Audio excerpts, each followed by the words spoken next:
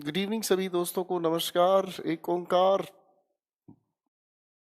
स्वागत है आप लोगों का इस छोटी सी महफिल में। पढ़ने पढ़ाने के शौक को पूरा करने के लिए आप सभी का स्वागत है। कल की क्लास में हम लोगों ने सेंटेंस रीअरेंजमेंट पर काम किया था।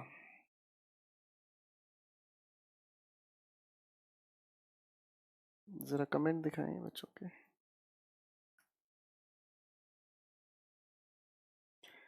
भाई तबीयत ज्यादा ठीक नहीं है, गले में इन्फेक्शन है, दर्द होता है बोलते वक्त। पीक्यूआरएस की शीट नहीं है।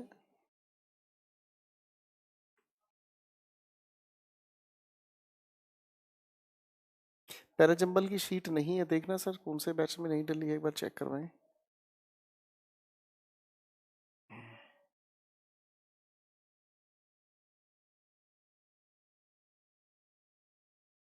कहाँ रेस्ट होता है बेटा, सुबह 8 बजे से लगातार क्लास, फिर आप लोगों के लिए 10 और 10 की महफिल भी हम लेके चलते रहते हैं, तो कहाँ फुर्सत मिलती है। हमारे जीवन में आराम नहीं है।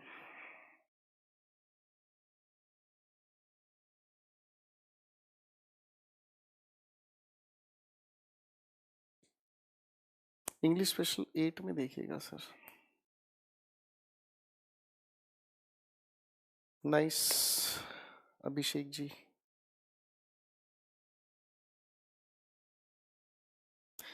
मुलेठी यहाँ मिलती नहीं है भाई, कई बार कोशिश कर ली सर, आपसे पढ़कर दिल्ली जाने का सपना। कोई सपने की बात नहीं है, सब आपकी खुशी है बेटा। कोई बात नहीं बिमल।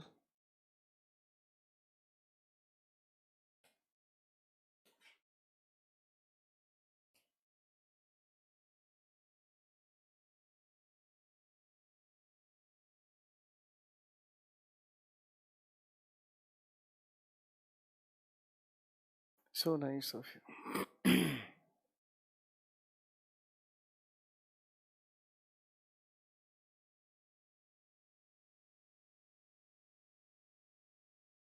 नाइस रंजीत।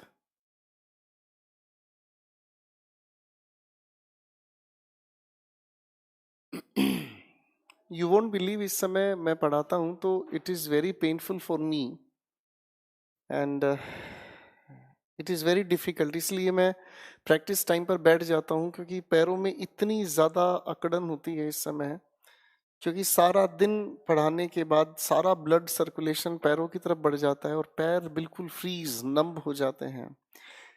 चलिए, हम लोगों ने कल की बात जो की थी मेरे दोस्तों, कल की बातचीत को आगे बढ़ाने का काम करते हैं। और लेडीज एंड जेंटलमैन, कल की बात हम लोगों ने की थी पीक्यूआरएस की। इसी पीक्यूआरएस के सेशन को थोड़ा आगे बढ़ाते हैं, फिर चीज़ों को आगे सीक्वेंस में अपन जोड़ने का काम करेंगे। आज पीक्यूआरएस के सेशन को कंटिन्यू करते हैं। पीक्यूआरएस को ही पैराजंबल हम कहते हैं। सर जरा पेश कीजिए, मैं दोस्तों बैठकर बात करना चाहूँगा।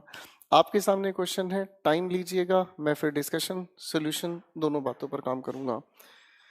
ठीक है दोस्तों, शुरू करते हैं। मैं यहीं पर बैठा हूँ दोस्तों, टेक योर टाइम प्लीज।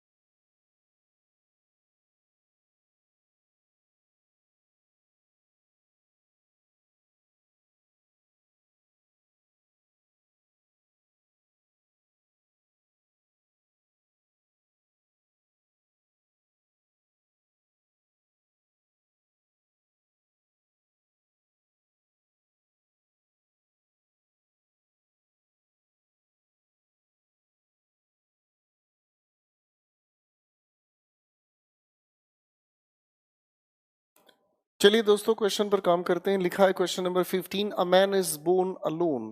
देखो बेटा, लिखे हुए सेंटेंस को थोड़ा ध्यान से समझें। जब हम इस एंड की बात करते हैं तो एंड के साथ हम हमेशा एक ही तरह के शब्दों का जिक्र मेंशन करते हैं। तो आपका जो सेंटेंस बनता है, a man is born alone and dies alone, इसका मतलब आर ऑप्शन की शुरुआत में मिलेगा। ए और बी में से कोई एक आंसर हो सकता है। अब आगे देखना, दोनों के दोनों ऑप्शंस में आर के बाद क्यू लिखा है, इसका मतलब क्यू को ढूंढने की जरूरत ही नहीं रही। A man is born alone and dies alone, and उसके बाद आप लिखने की कोशिश करोगे तो आपके a man is born alone and dies alone and he experiences the consequences. तो आपका A for apple correct answer बनता है। चलिए दोस्तों अगले क्वेश्चन की बात करते हैं।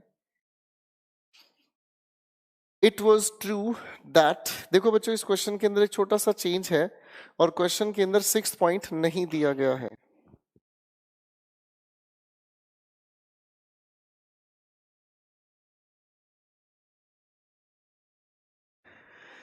तो इस लिखे हुए सेंटेंस में देखो बच्चों एक नई चीज सामने आ रही है, इसमें 6 पॉइंट नहीं दिया गया। इसका मतलब चीजें आपको कंफ्यूज करने के लिए हटा दी गई हैं।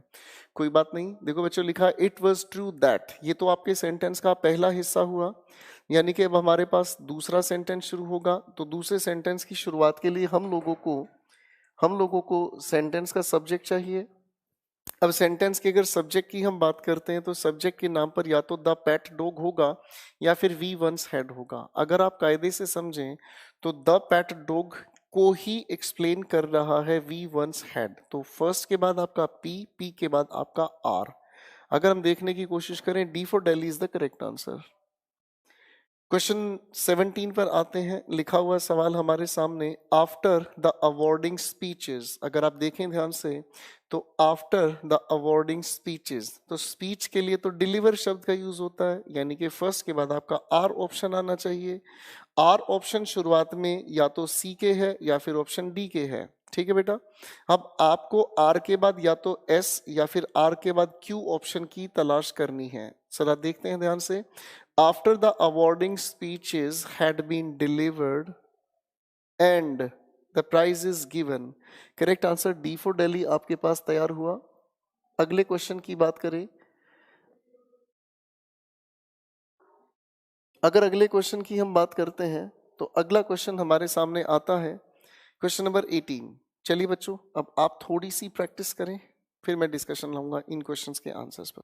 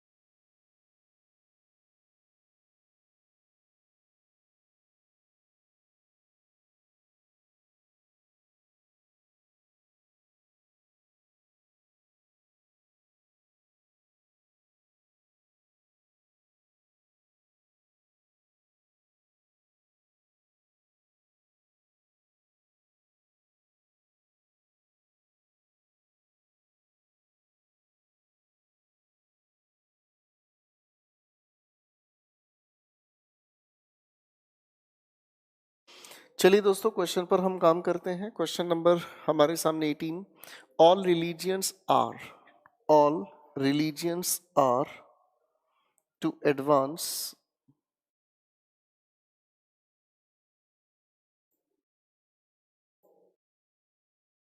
all religions are to advance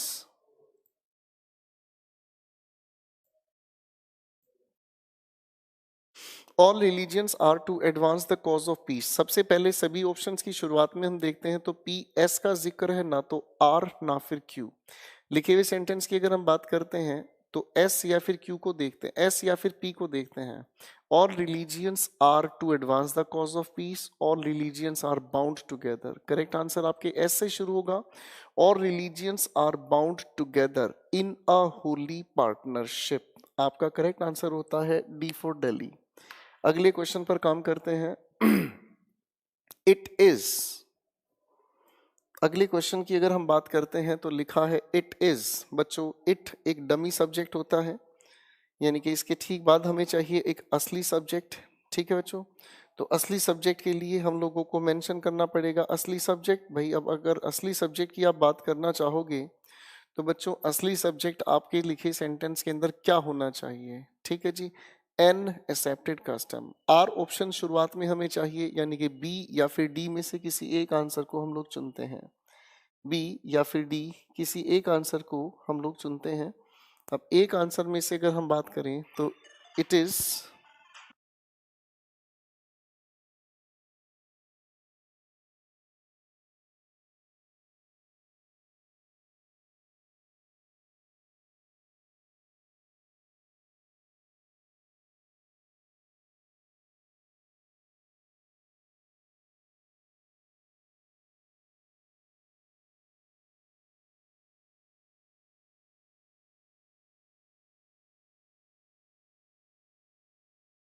चलिए दोस्तों, सॉरी, आगे चलते हैं। तो it is an accepted custom, are option शुरुआत में हमें चाहिए। देखो बेटा, आर के बाद पी तो पहले से ही अरेंज्ड है।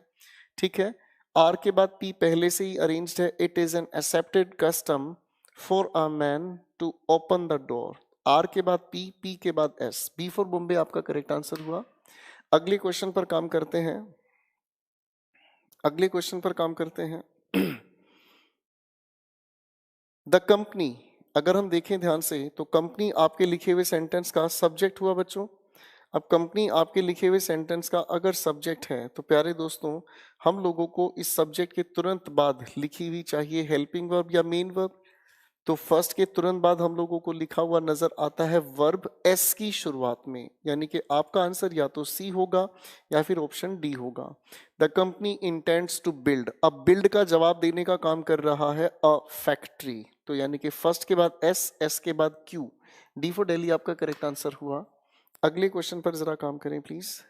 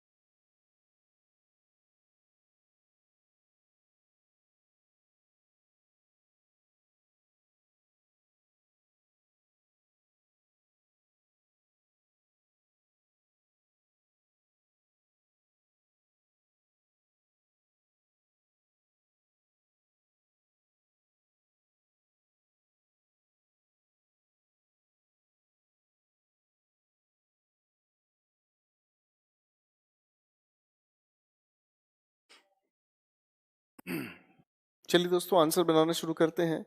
इन्वेजन्स एंड, देखो बच्चों, हम लोगों को अभी थोड़ी देर पहले भी बताया गया कि एंड एक बहुत खूबसूरत बैलेंस बनाने का काम करता है। ठीक है, जब ये एक बहुत अच्छा बैलेंस बनाने का काम करता है तो भैया बैलेंस बनाने के लिए हम लोग करते क्या है? एक ही जैसे दोनों शब्द हुए। इन्वेजन अपने आप में नेगेटिव सेंस वाला वर्ड है, इन्वेजन्स एंड कॉलोनियल रूल। तो फर्स्ट के बाद आपको ऑप्शन एस की तलाश हुई, तो या तो बी या फिर डी की हम लोगों को बात करनी होगी। भाई हाँ है ना? अब एक बार फिर ध्यान से देखने की कोशिश करें। ठीक है, लिखा है हमारे सामने and robed it of its core competence. तो क्यू के बाद हमें चाहिए सिक्स्थ और फर्स्ट के बाद हमें चाहिए एस। देखना बच्चों, आपका करेक्ट आंसर हुआ। तो आपका करेक्ट आंसर हुआ भाई ए फॉर एप्पल। अगले क्वेश्चन पर काम करते हैं।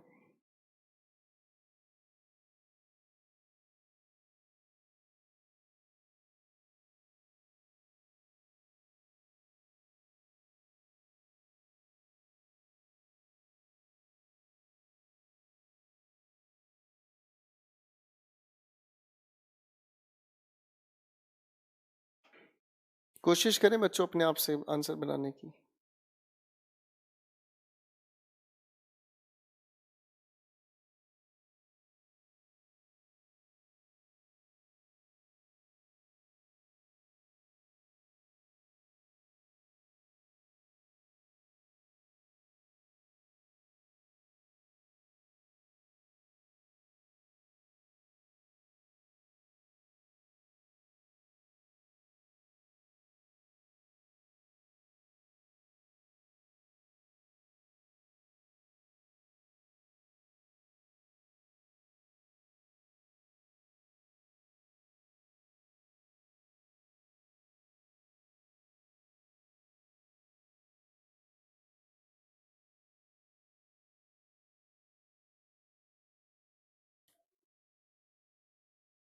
चलिए, मैं उम्मीद करता हूँ आप लोगों ने अपने आंसर बना लिए होंगे। अब हम इस लिखे हुए क्वेश्चन के आंसर पर काम करते हैं।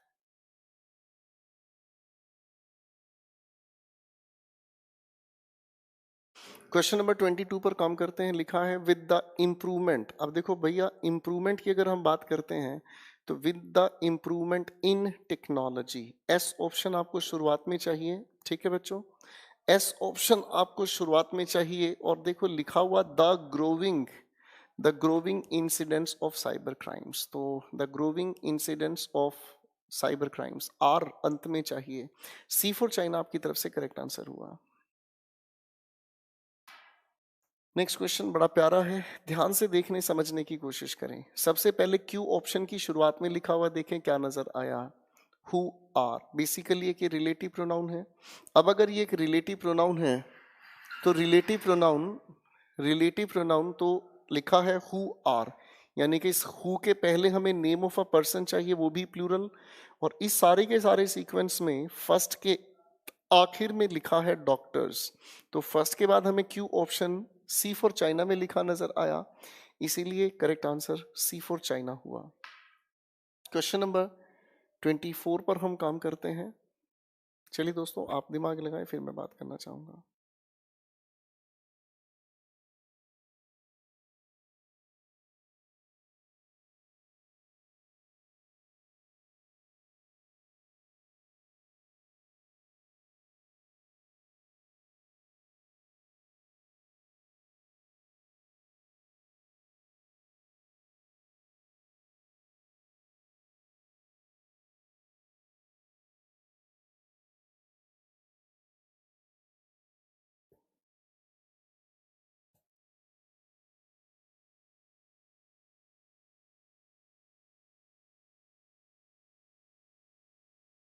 क्वेश्चन का आंसर तैयार करते हैं बच्चों। लिखा हुआ क्वेश्चन नंबर 24, आंसर बनाते हैं।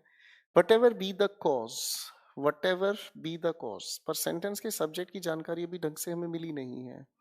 सेंटेंस की अगर हम जानकारी को देखते हैं,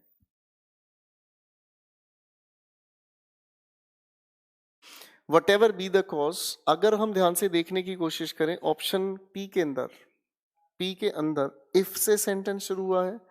और इफ बेसिकली एक कंडीशन बताने का काम करता है, और कंडीशन प्रेजेंट में लिखी हो तो रिजल्ट हम फ्यूचर में बताने की कोशिश करते हैं। यानी कि जो इसके बाद हमारा हिस्सा लिखा हुआ हमें नजर आएगा उसे हम फ्यूचर में विल या शेल के साथ बताने का काम करेंगे। तो इसका मतलब आपके लिखे हुए सिक्स्थ ऑप्शन के अंदर लिखा हुआ है विल, यानी कि पी हमें चाहिए बच्चों सिक्स से पहले। देखो जरा ध्यान से, दो ही ऑप्शंस हैं, या तो ए या फिर डी, इन दोनों के आखिर में पी लिखा है। ठीक है बच्चों, अब अगर हम देखने की कोशिश करते हैं तो क्यू के साथ हम अगर देखें तो फर्स्ट के बाद यानी कि ए या डी में से कोई एक आंसर हमें चाहिए। तो अब हमारे सामने लिखे हुए इस क्वेश्चन के अंदर लिखा है क्यू ऑप्शन कहता है the people who had mingled with Indian society. आगे लिखा है R slowly dying out like sugar and milk, Q R S. आपकी तरफ से क्यू आर एस या क्यू एस आर की सीक्वेंसिंग बनाने के लिए A for apple correct answer हुआ। अगले क्वेश्चन पर आप दिमाग लगाएं प्लीज।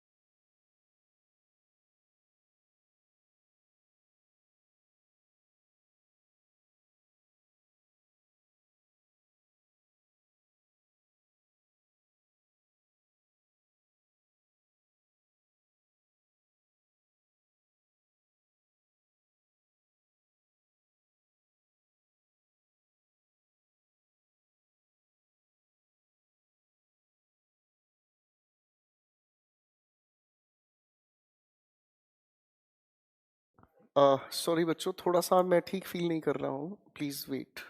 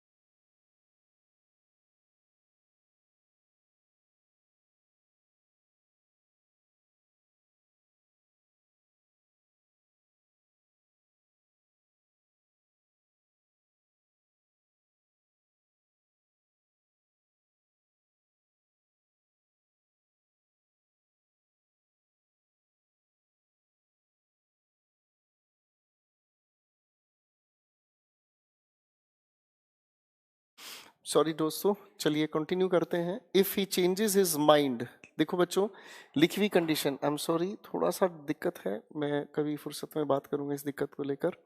क्वेश्चन नंबर 25 की शुरुआत में लिखा है if he changes his mind. बच्चों ध्यान से देखेंगे, कंडीशन लिखी है आपके सामने प्रेजेंट इंडेफिनिट में, तो रिजल्ट के लिए हम लोगों को चाहिए विल या फिर शैल। आप अगर ध्यान से देखेंगे तो पी ऑप्शन और एस ऑप्शन दोनों के अंदर शैल या विल का जिक्र है, लेकिन पी की शुरुआत में अगर आप ध्यान से देखेंगे तो किसी भी रिजल्ट को बताने में एंड तो शुरुआत में नहीं आना चाहिए, इसका मतलब फर्स्ट के बाद आपको चाहिए एस। ठीक है, तो आने वाले ऑप्शंस में एस जिसकी शुरुआत में है वही आपका करेक्ट आंसर बनना चाहिए। तो आपका करेक्ट आंसर बनता है दोस्तों डी फॉर दिल्ली।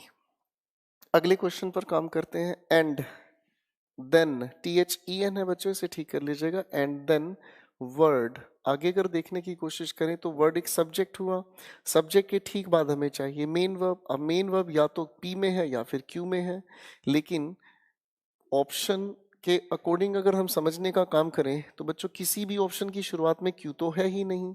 ठीक है बेटा, यानी कि फर्स्ट के बाद आपका option P C for China में लिखा है, correct answer C for China हुआ। क्वेश्चन नंबर 27 पर आ जाएं बच्चों। देखो लिखा है Jeff is a very good dancer. आगे लिखा है हु ऑलवेज ट्राइज। देखो बच्चों ये तो बिल्कुल प्यारा सा जवाब हो गया कि फर्स्ट के बाद आपका पी ऑप्शन हमें चाहिए, और ये लिखा हुआ है जो हमारे सामने विच आर डिमोन्स्ट्रेटेड, यानी कि पी के बाद हम लोगों को चाहिए आर। रिलेटिव प्रोनाउन के लॉजिक लगते हैं दोनों में, इसलिए डी फॉर दिल्ली आपका करेक्ट आंसर हुआ। क्वेश्चन नंबर 28 पर आ जाए। लिखा है इन पोलियो पैथोलॉजी। अगर हम देखें ध्यान से, इन पोलियो पैथोलॉजी हमें कोई फर्क नहीं पड़ता उससे। अगर आप ध्यान से देखेंगे ऑप्शन एस को, तो इसमें लिखा है एज मच, और सिक्स्थ ऑप्शन के अंदर देखेंगे तो लिखा है एज पॉसिबल। हम लोगों ने डिग्रीज ऑफ कंपैरिजन में पढ़ा था ये चीज कि एज और एज पेयर बनाकर चलते हैं, तो हमारे पास करेक्ट आंसर बनता है एज वाला। तो अगर मैं इस एस को और सिक्स को मिलाकर देखूं, पढ़ के देखते हैं, लिखा है as much on the skeleton as possible. ऐसा लग रहा है कुछ इंफॉर्मेशन इनकम्प्लीट है, तो ठीक होना चाहिए as much background information on the skeleton as possible, यानी कि एस आर सिक्स अगर हम देखें तो C for China correct answer हुआ। क्वेश्चन नंबर 9 पर काम कर लेते हैं बच्चों, ध्यान से देखें।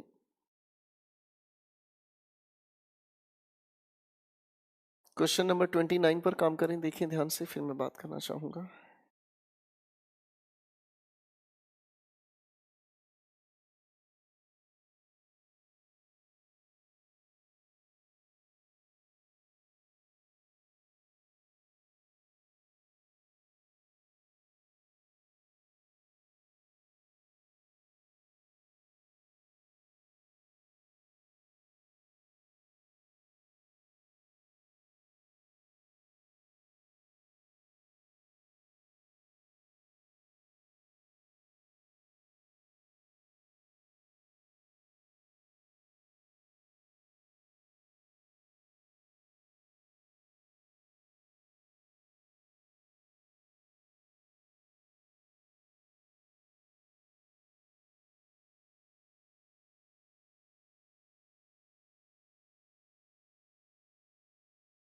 चलिए दोस्तों, कहानी शुरू करते हैं। लिखे हुए सेंटेंस पर काम करें हम, तो सेंटेंस की शुरुआत में लिखा हुआ है, बड़े ध्यान से देखें।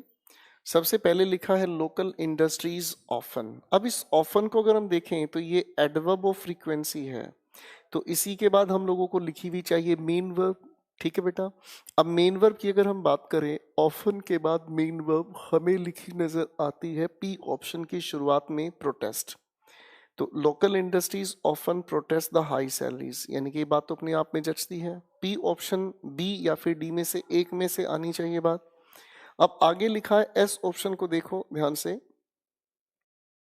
Offered by multinational films. तो आपका सीक्वेंस बनता है फर्स्ट के बाद पी, पी के बाद एस। मैं पढ़कर सुनाना चाहूंगा। Local industries often protest high salaries offered by multinational films. B for Bombay आपकी तरफ से करेक्ट आंसर हुआ। अगले क्वेश्चन पर काम करें प्लीज।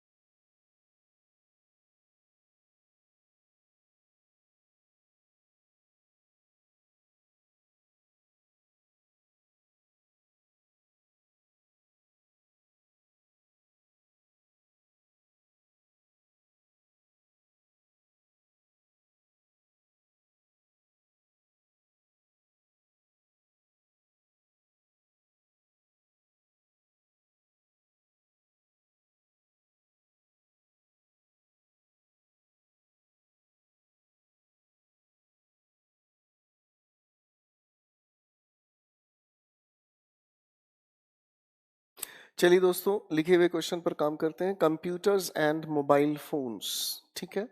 अब ये दोनों तो हमारे सेंटेंस के सब्जेक्ट हुए, ठीक है। अब ये दोनों हमारे सेंटेंस के सब्जेक्ट हुए, तो हमें इसके ठीक बाद हेल्पिंग वर्ब या मेन वर्ब चाहिए। तो आपका आंसर बनना शुरू होता है computers and mobile phones are turning us into lazy writers. First के बाद क्यू, क्यू के बाद R. A for apple correct answer हुआ। क्वेश्चन नंबर 31 पर काम करने चाहेंगे।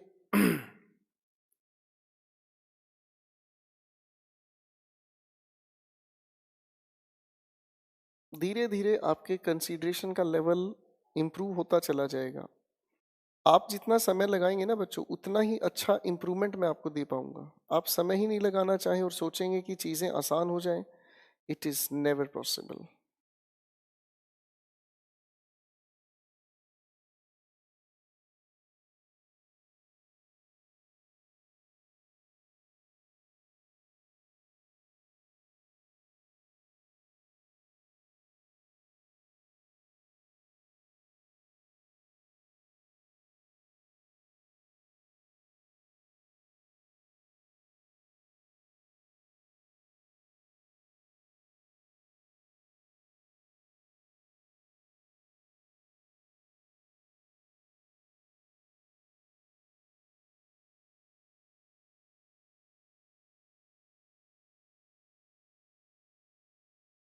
क्वेश्चन नंबर 31 के आंसर को बनाना सीख लेते हैं। इस तरह के लिखे हुए सेंटेंसेस को सभी को देखने की कोशिश करें बच्चों।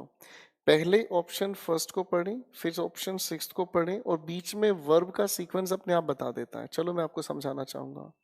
लिखा है information technology is a recent development. Information technology के कई रूप हो सकते हैं। सिक्स्थ ऑप्शन कहता है browsing internet has become a regular feature. ठीक है बच्चों।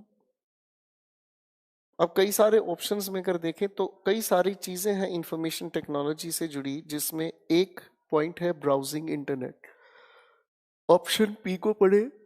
These changes are attributed to the internet, website and email. देखो बच्चों, फर्स्ट ऑप्शन में कोई चेंजेस की बात नहीं की गई है।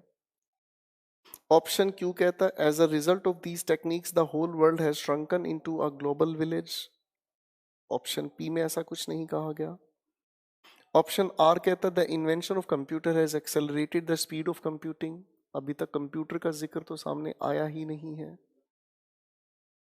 ऑप्शन एस कहता है it has brought about revolutionary changes in the field of communication. अब बड़े ध्यान से देखो बच्चों, फर्स्ट ऑप्शन के बाद आपका एस ऑप्शन आता है, तो क्योंकि फर्स्ट ऑप्शन के तुरंत बाद आपने चेंजेस को मेंशन किया, और उन्हीं चेंजेस की कैटेगरी आपके सामने पी ऑप्शन कहता है, यानी कि correct answer D for Delhi आप मार्क करते हैं।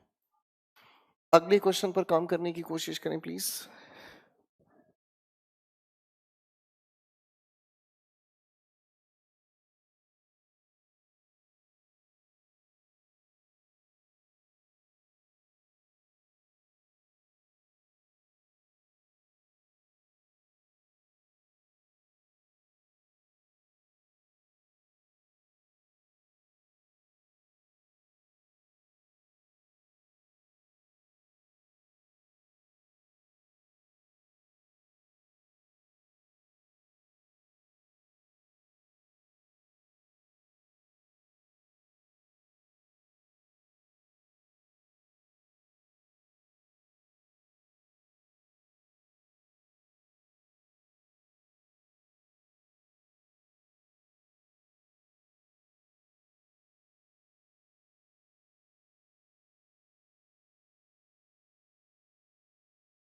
चलिए आंसर बनाना सीखते हैं क्वेश्चन नंबर 32 से। The telephone is the most tyrannical of all the machines we have invented.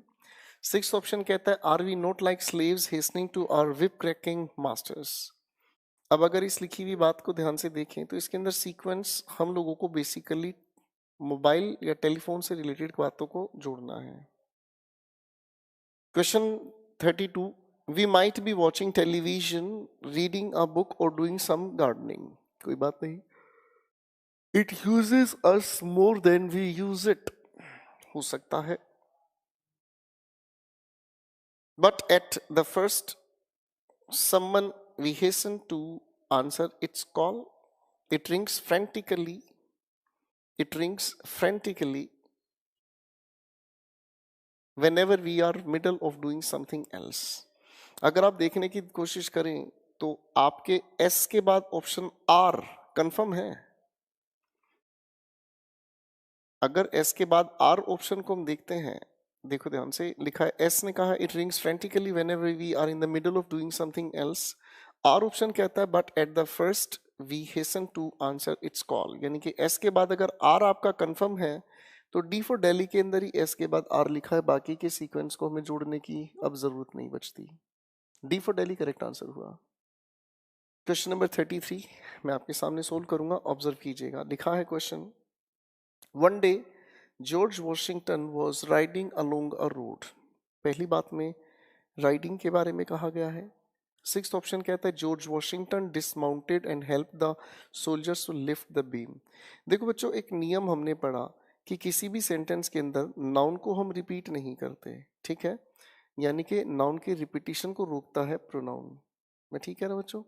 Noun के रिपीटिशन को रोकता है प्रोनाउन. तो फर्स्ट के बाद सीधा ऑप्शन अगर सिक्स्थ लिखा है, जॉर्ज वॉशिंगटन नाउन का रिपीटिशन कहाँ है, इसका मतलब बीच में इसके लिए प्रोनाउन यूज हुआ होगा.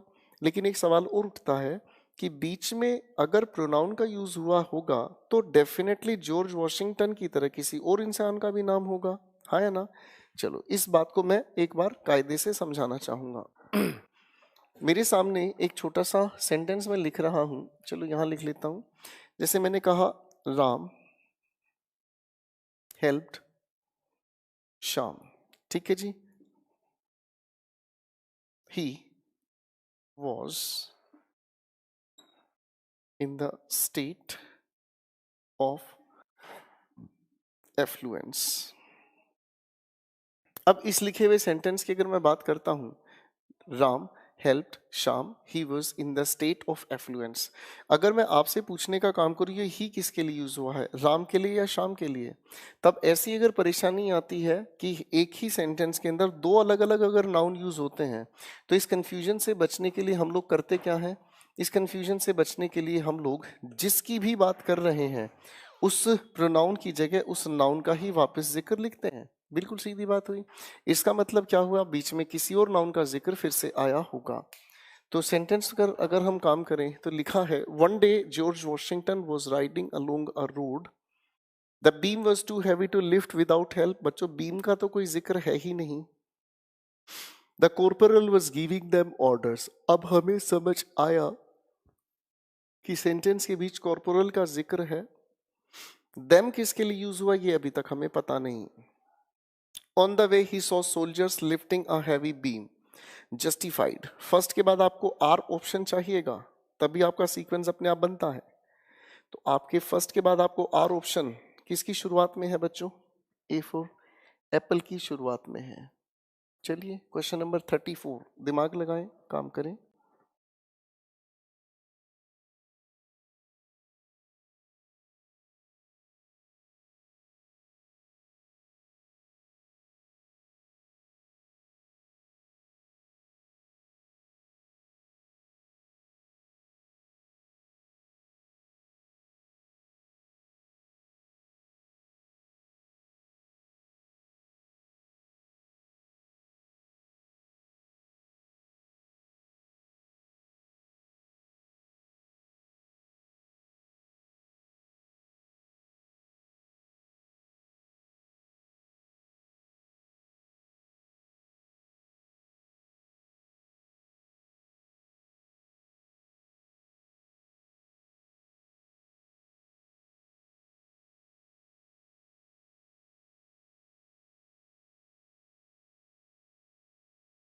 क्वेश्चन का आंसर बनाना शुरू करते हैं बच्चों. लिखा है हमारे सामने, there was a boy named Ali. 6 point को पढ़कर देखिए. लिखा है they asked him to leave the house. ठीक, अब ये दे किसके लिए यूज हुआ है इस बात की जानकारी हमें ढूंढनी होगी.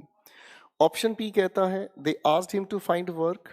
क्यू ऑप्शन कहता है he lived with his parents. ये बात अपने आप में समझ आती है कि पेरेंट्स के लिए ही दे का यूज किया गया है. आर ऑप्शन कहता है but Ali refuse to work. देखो बच्चों, पी वाले ऑप्शन के बाद आर अपने मीनिंग को जस्टिफाई करता है। They asked him to find work but Ali refuse to work. तो यानी कि पी के बाद आर ऑप्शन कौन से वाले में लिखा मिला भाई? या तो ऑप्शन सी या फिर ऑप्शन डी। ठीक है बेटा, अब इनमें से किसी एक आंसर को मार्क हम करेंगे। ठीक है जी। अब अगर हम ध्यान से देखने की कोशिश करें तो इसी के बाद आगे लिखा है सिक्स्थ ऑप्शन, जो कहता है they asked him to leave the house. तो इसका मतलब ये समझ आ रहा है कि पी के बाद आर, आर के बाद आपका सिक्स्थ, ऑप्शन सी और डी दोनों में लिखा हुआ है। पी के बाद आर के बाद सिक्स्थ, ऑप्शन सी और डी में लिखा हुआ है। अब हम लोगों को बचे हुए सीक्वेंस को देखना है। There was a boy named Ali, he lived with his parents. C for China correct answer हुआ। नेक्स्ट क्वेश्चन पर काम करते हैं, ट्राई करें बच्चों।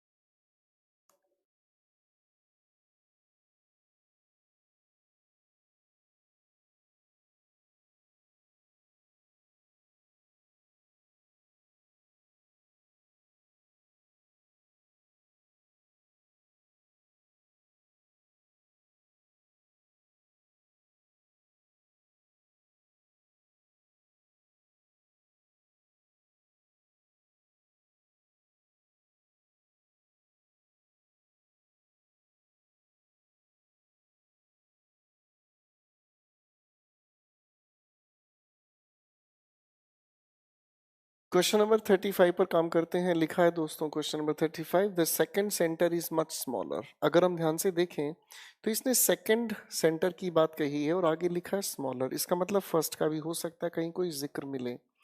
आप अगर इस लिखे हुए सीक्वेंस को ध्यान से देखने का काम करें तो लिखा है sentence P, it will be known as Dhan Dhanya cultural complex, हो सकता है यही इसके बाद आए। क्यू ऑप्शन कहता है it will come at Alipur, हो सकता है ये आए। The state government has decided to set up this centre, हो सकता है ये ऑप्शन आए। आगे हमने देखा but it is equally attractive. इसका मतलब ये समझ आया ऑप्शन 1 के तुरंत बाद आपको एस ऑप्शन चाहिए कि सेकंड सेंटर छोटा है पर उतना ही अट्रैक्टिव है। फर्स्ट के मीनिंग को जस्टिफाई करता नजर आया आपकी तरफ से एस, यानी कि सी फॉर चाइना आपका करेक्ट आंसर बनता है। Come to the next question.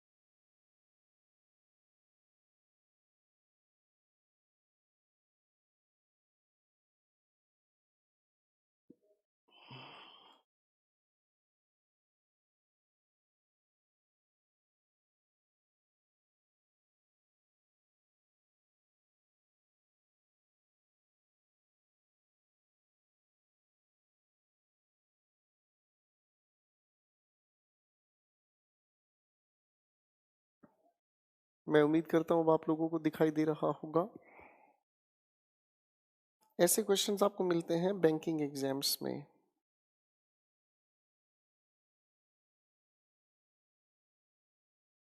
अब मैं आप लोगों के लिए इस क्वेश्चन को पढ़ने की कोशिश करूंगा, क्योंकि जितना ध्यान से आप देखेंगे, सुनेंगे, समझेंगे, उतना फायदा आप लोगों को मिल सकता है। क्वेश्चन हमारे सामने लिखा है, the north eastern region presents a diverse system of habitats ranging from tropical rain forest to alpine meadows. पहले पॉइंट का कीवर्ड है रेन फॉरेस्ट। सिक्स पॉइंट कहता है the winter temperature in Shillong for example varies from this to that degree Celsius. Six point में अगर आप देखोगे तो बात टेम्परेचर पर पहुंच गई बच्चों, यानी कि रेन फॉरेस्ट से टेम्परेचर पर बात आ गई। यानी कि बीच में कहीं ना कहीं एक ऐसा शिफ्ट हमें मिलेगा जो रेन फॉरेस्ट का जिक्र छोड़ टेम्परेचर पे जाएगी बात। पी ऑप्शन कहता है in the eastern Himalayas the rainfall ranges from this to that, यानी कि फर्स्ट जो पी पॉइंट है वो पहले पॉइंट को जस्टिफाई करता हुआ नजर आ सकता है। क्यू ऑप्शन कहता है the temperature in the region, भाई टेम्परेचर की बात आ रही है क्यू ऑप्शन के अंदर, ठीक है। The temperature in the region varies with the location, elevation, topography, rainfall and humidity.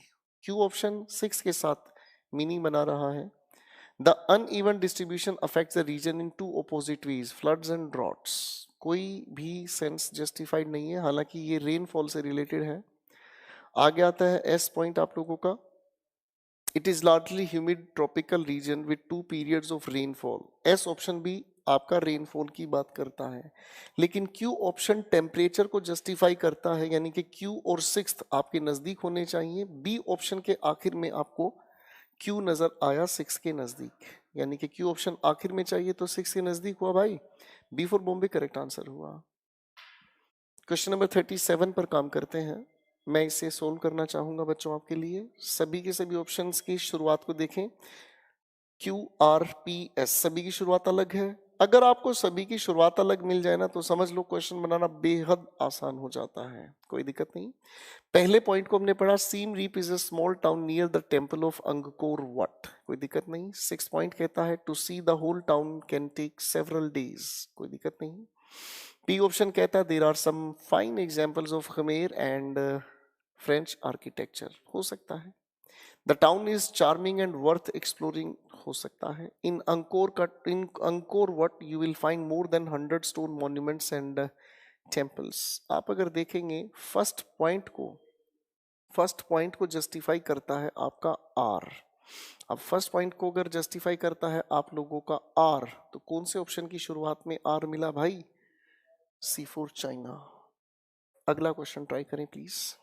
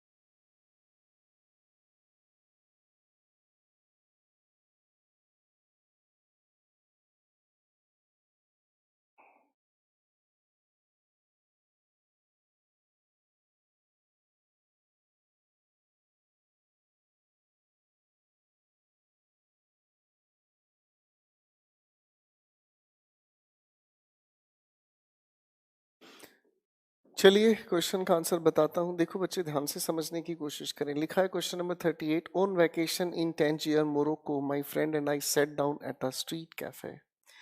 आई एक राइटर हुआ, माय फ्रेंड उसका दोस्त हुआ, ये दोनों के दोनों मोरक्को गए हैं और एक स्ट्रीट कैफे में बैठे। 6 पॉइंट कहता है finally a man walked over to me and whispered, hey buddy this guy is your waiter and he wants to take your order.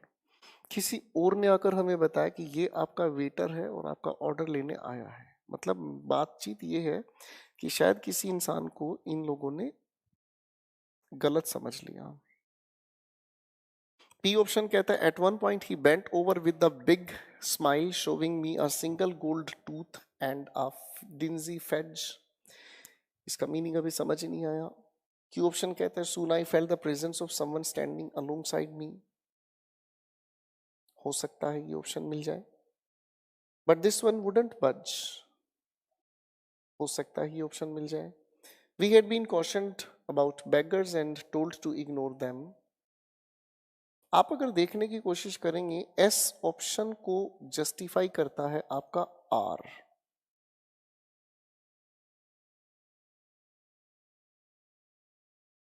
ऐसा क्यों लग रहा है कि आपका C for China correct answer है? प्लीज वेरीफाई कर लीजिएगा। Question number 39, take your time please.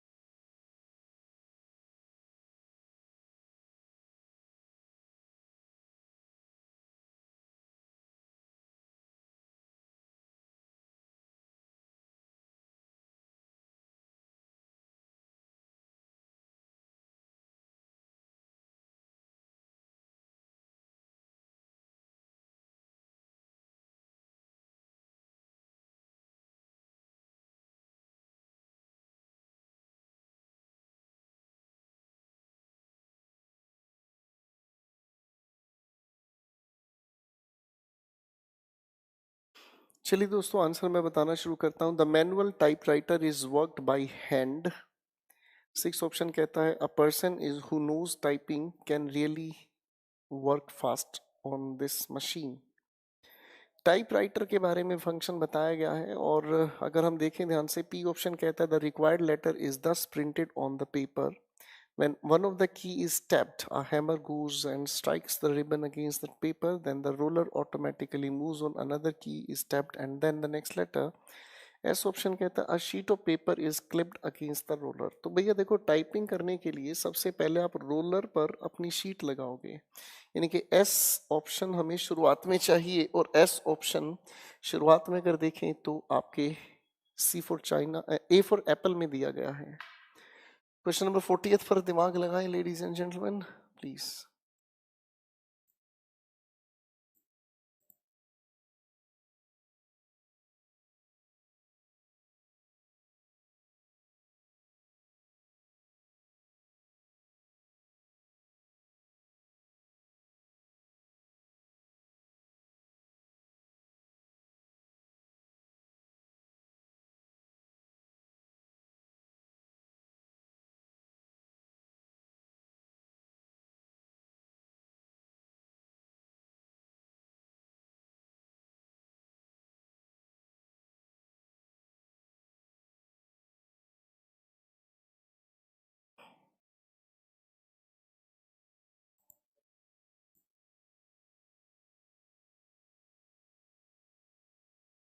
मैं इस क्वेश्चन के आंसर का डिस्कशन कर लेता हूँ, उसके बाद बात करेंगे बच्चों कल। आज के लिए फिर इतनी ही बात को मैं रखूंगा। क्वेश्चन नंबर 40 कहता है I usually sleep quite well in the train but this time I slept a little. लिखे हुए इस क्वेश्चन के अंदर देखें तो किसी भी राइटर ने ये सिचुएशन बताई है कि वैसे तो ये जो भी राइटर है ये बहुत आराम करता है ट्रेन में, पर अब थोड़ा कम सोया। 6th ऑप्शन कहता है the window was shut all night as usual. Options के बीच में अगर हम देखने की कोशिश करें तो पी ऑप्शन कहता है most people wanted it shut and I wanted it open. झगड़े की बात सामने आ रही है। Soon there was a quarrel about the window. बात समझ में आई। क्यू ऑप्शन के बाद पी हो सकता है पॉसिबल हो। The quarrel left me completely upset, ऐसा नहीं है। बेसिकली क्यू ऑप्शन को जस्टिफाई करता है आर। ठीक, क्यू ऑप्शन को जस्टिफाई करता है आर, यानी कि क्यू के बाद आर अगर हम देखें तो कौन से ऑप्शन में आई बात जी, सी फॉर चाइना आपके पास हुआ। ठीक है दोस्तों, सर आज की बात यहीं तक रोकेंगे हम। प्लीज़ क्लास को रोक दीजिए। आज की बात को हम यहीं तक रोकेंगे। मिलते हैं आप लोगों से अगली क्लास में अगले डिस्कशन के साथ। आज के लिए इतना ही। Thank you very much, love you all your time. Please revise कीजिएगा, सोल्व कीजिएगा। Thank you very much. Sir किसी एक बैच में शायद PQRS डाला नहीं है, एक बार उसको डाल दीजिएगा। Thank you.